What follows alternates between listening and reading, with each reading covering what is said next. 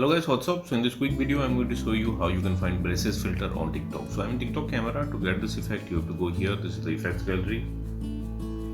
Here I'm in hot now. Slide right here until you find fashion. Tap on fashion. Now slide up and remember this image. This is the filter. Tap on it and that's it.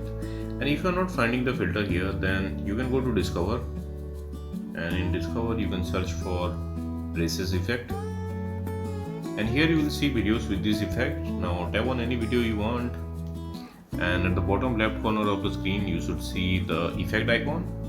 Like here it's written dental crown. Tap there and you will be directed to the effect page. Now from here you can add it to your favorites, and at the bottom of the screen you can see the record button. You can tap there, and from there also you can use the filter directly.